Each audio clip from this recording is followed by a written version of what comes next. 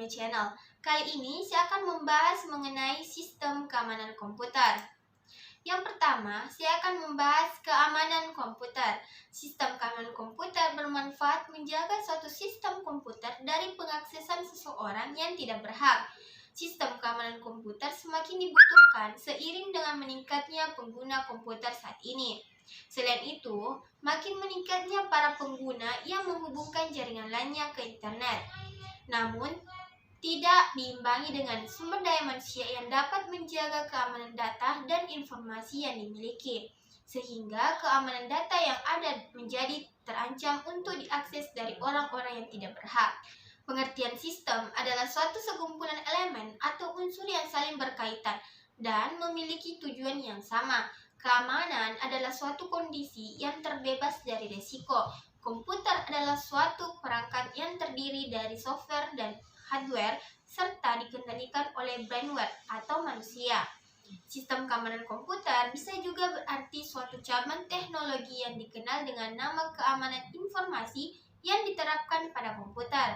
Sasaran keamanan komputer antara lain adalah sebagai pelindungan informasi terhadap pencurian atau korupsi atau pemeliharaan ketersediaan seperti dijabarkan pada kebijakan keamanan. Selanjutnya, ada beberapa hal yang bisa menjawab diperlukannya pengamanan sistem komputer antara lain. Yang pertama, menghindari risiko penyusupan. Harus dipastikan bahwa sistem tidak ada penyusup yang bisa membaca, menulis, dan menjalankan program-program yang bisa mengganggu atau menghancurkan sistem. Yang kedua, mengurangi risiko ancaman. Hal ini biasa berlaku di institusi dan perusahaan swasta. Yang ketiga, melindungi sistem dari kerentanan. Kerentanan akan menjadi sistem berpotensi untuk memberikan akses yang tidak diizinkan bagi orang lain yang tidak berhak. Yang keempat, melindungi sistem dari gangguan alam seperti petir dan lain-lainnya. Selanjutnya, ada jenis serangan. Kejahatan komputer adalah kejahatan yang menggunakan komputer sebagai media. Jenis kejahatan atau serangan yang biasa terjadi dikelompokkan menjadi 4. Yang pertama, ada keamanan fisik. Keamanan yang berhubungan dengan fisik seperti keamanan ruangan server, peralatan penunjang sistem terdistribusi, dan media pendukung infrastruktur jaringan. Yang kedua, keamanan yang berhubungan dengan manusia. Manusia merupakan salah satu faktor yang perlu diwaspadai. Istilah yang sering digunakan adalah social engineering. Yang ketiga, keamanan yang berhubungan dengan data. Kelemahan program dalam menangani data sering digunakan penjahat komputer dengan cara mengirim virus atau trojan untuk memantau atau mencuri data pada komputer tersebut. Yang keempat, keamanan yang berhubungan dengan operasi. Yang termasuk di sini adalah keamanan dalam prosedur pengoperasian sistem keamanan itu sendiri. Selanjutnya, keamanan komputer meliputi 5 aspek, yaitu yang pertama, kerahasiaan. Kerahasiaan di dalam sudut pandang keamanan adalah menunjukkan bahwa tidak satu pun yang dapat data kecuali yang berhak.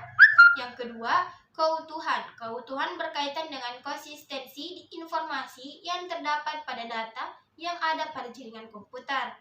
Yang ketiga, keaslian. Keaslian layanan yang berhubungan dengan identifikasi, baik mengidentifikasi kebenaran pihak-pihak yang berkomunikasi. Yang keempat, tidak ada penyangkalan.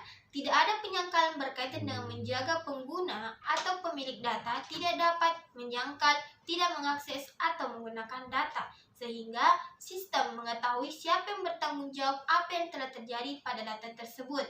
Yang kelima, tidak ada penyangkalan. Aspek ini berhubungan dengan ketersediaan informasi ketika diperlukan. Selanjutnya, ada keamanan yang berhubungan dengan informasi atau data. Dalam jaringan komputer, seorang pengguna dalam pertukaran informasi atau data harus memperhatikan keamanan data tersebut agar data tetap terjaga keamanan dan kerahasiaannya. Di antara ancaman keamanan data tersebut yaitu yang pertama, kebocoran. Pengambilan informasi oleh penerima yang tidak berhak. Yang kedua, tampering. Pengubahan informasi yang tidak legal atau tanpa sepengetahuan dari pihak penerima. Yang ketiga, perusakan adalah gangguan dari sistem operasi tertentu di mana si perusak tidak mengharapkan keuntungan apapun dari perusak tersebut. Selanjutnya, dalam pertukaran informasi di dalam jaringan komputer juga terdapat metode-metode yang dilakukan dalam melakukan penyerangan atau mendapatkan informasi tersebut. Beberapa metode yang dilakukan diantaranya adalah yang pertama, eavesdropping, mendapatkan duplikasi pesan atau informasi tanpa seizin orang yang berhak menerima informasi tersebut. Yang kedua, masquerading, mengirim atau menerima informasi menggunakan identitas lain tanpa seizin dari orang yang berhak menerima informasi tersebut. Yang ketiga, message tampering, menangkap informasi dan mengubah isinya sebelum dilanjutkan ke penerima sebenarnya. Yang keempat, replaying, menyimpan pesan yang ditangkap dan pemakaian berikutnya. Yang kelima, denial of service, membanjiri saluran dengan pesan yang bertujuan untuk menggagalkan pengaksesan pemakai lainnya. Selanjutnya adalah ancaman atau serangan yang bisa terjadi terhadap komputer. Adalah yang pertama, virus. Prinsip virus adalah suatu program yang dapat berkembang dengan menggandakan dirinya. Yang kedua, email virus. Tipe virus yang disisipkan di attachment email. Jika attachment dibuka, maka akan menginfeksi komputer. Yang ketiga, internet worms. Worm adalah sejenis program yang bisa mengcopy dan mengirim dirinya via jalur komunikasi jaringan internet. Yang keempat adalah spam. Spam adalah sejenis komersial email yang menjadi sampah mail. Yang kelima, Trojan horse. Trojan adalah suatu program tersembunyi dalam suatu aplikasi tertentu. Yang keenam, spyware horse. Spyware adalah suatu program dengan tujuan menyusupi iklan tertentu atau mengambil informasi penting di komputer pengguna. Yang ketujuh, serangan brute force. Serangan brute force adalah sebuah teknik serangan terhadap sebuah sistem keamanan komputer yang menggunakan percobaan terhadap semua kunci yang mungkin. Yang kedelapan, sniffing. Pembacaan data yang bukan tujuannya ini dikenal dengan sniff. Yang kesembilan, spoofing. Teknik spoofing adalah pemalsuan alamat IP attacker sehingga sasaran menganggap alamat IP attacker adalah alamat IP dari host di dalam network, bukan dari luar network. Yang kesepuluh, finger exploit. Awal penggunaan finger exploit adalah untuk sharing informasi di antara pengguna dalam suatu jaringan. Yang kesebelas, brute force. Brute force adalah salah satu metode dalam penjebolan keamanan yang menggunakan password. Yang ke-12, password cracking. Password cracking adalah metode untuk melawan perlindungan password yang di-encrypt yang berada di dalam sistem. Selanjutnya ada langkah-langkah keamanan komputer. Yang pertama, aset. Perlindungan aset merupakan hal yang penting dan merupakan langkah awal dari berbagai implementasi keamanan komputer. Yang kedua, analisa resiko. Identifikasi akan resiko yang mungkin terjadi. Sebuah event yang potensial yang bisa mengakibatkan suatu sistem dirugikan. Yang ketiga, perlindungan. Pada era jaringan, perlu dikhawatirkan tentang keamanan dari sistem komputer, baik PC atau yang terkoneksi dengan jaringan.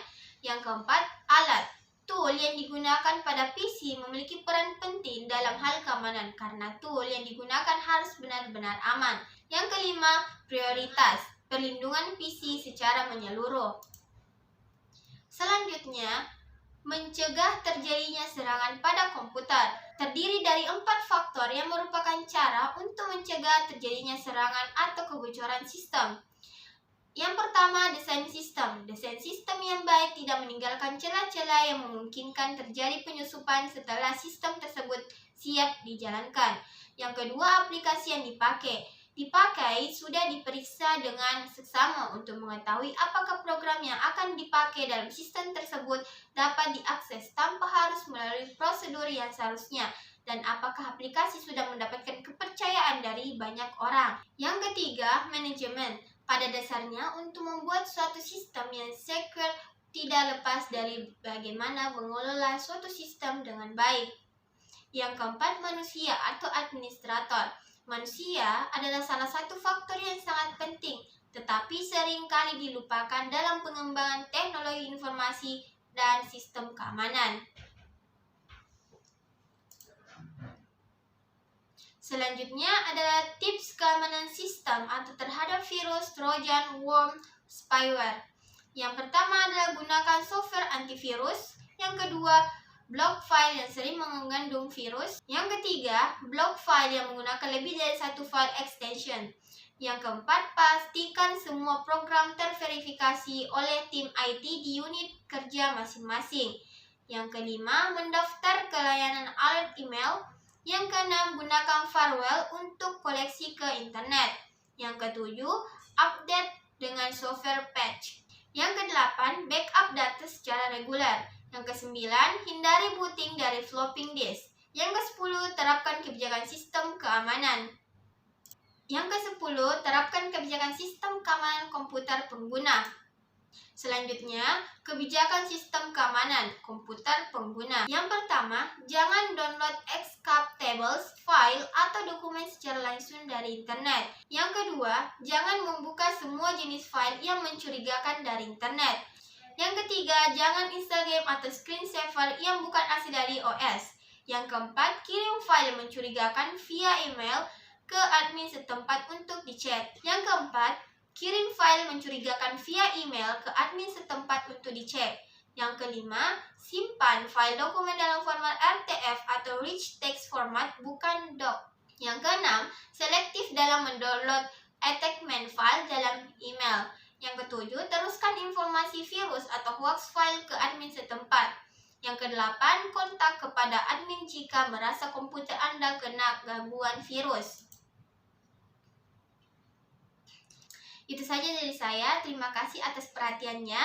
Jangan lupa like, comment, and subscribe. See you guys!